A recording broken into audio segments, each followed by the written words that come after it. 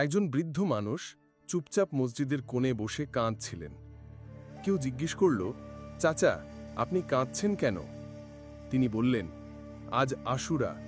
এই দিনে আল্লাহ তাআলা মুসা আলাইহিস সালামকে রক্ষা করেছিলেন, আবার এই দিনেই রসুলের নাতি হুসাইন রাদিয়াল্লাহু আনহু শহীদ হয়েছিলেন। একদিকে বিজয়ের আনন্দ, আর একদিকে ত্যাগের কান্না। এই দিনটা আমার হৃদয়ে দুই রকম অনুভূতি জাগায়। আসসালামু আলাইকুম ওয়া রাহমাতুল্লাহি ওয়া বারাকাতুহু। আপনারা দেখছেন হিদায়া, জ্ঞান ও হৃদয়ের দিশারি। আজ আমরা আলোচনা করব মুহররম মাসের 10 তারিখ অর্থাৎ আশুরা নিয়ে। রাসূল সাল্লাল্লাহু আলাইহি ওয়াসাল্লাম মদিনায় হিজরত করার পরে দেখতে পান ইয়াহুদিরা এই দিনে রোজা রাখে। কারণ এই দিনে আল্লাহ তাআলা হযরত মুসা আলাইহিস সালাম ও বনি ইসরায়েলকে ফেরাউনের হাত থেকে মুক্তি দিয়েছিলেন।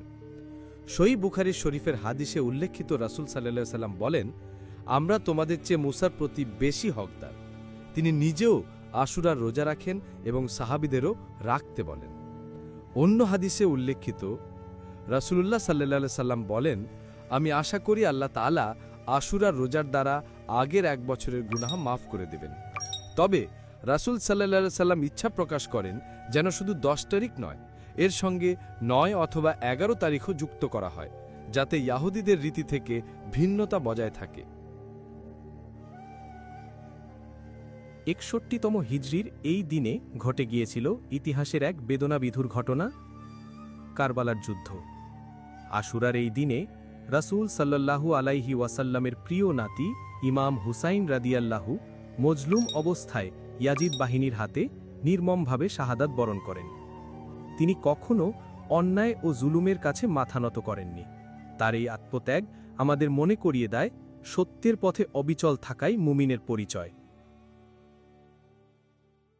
মুহররম ও আশুরার দিনগুলোতে কিছু বিশেষ আমল রয়েছে। 9 ও 10 অথবা 10 ও 11 তারিখে রোজা রাখা, নফল সালাত, কুরআন তেলাওয়াত, দোয়া ও ইস্তিগফার পাঠ করা, পরিবারে খরচে প্রশস্ততা করা। রাসূল সাল্লাল্লাহু আলাইহি ওয়াসাল্লাম বলেন, যে ব্যক্তি আশুরার দিন তার পরিবারের উপর খরচে প্রশস্ততা করবে, আল্লাহ তাআলা সারা বছর তার রিজিকে প্রশস্ত করবেন। আসুন আমরা এই আশুরাকে শুধুই রিচুয়াল হিসেবে নয়, বরং এক আত্মিক শিক্ষার দিন হিসেবে পালন করি। ভিডিওটি ভালো লাগলে লাইক দিন, শেয়ার করুন এবং হিদায়া চ্যানেলটি সাবস্ক্রাইব করতে ভুলবেন না। আল্লাহ তাআলা আমাদের সবাইকে আশুরার প্রকৃত শিক্ষা গ্রহণ করার তৌফিক দিন। আমিন।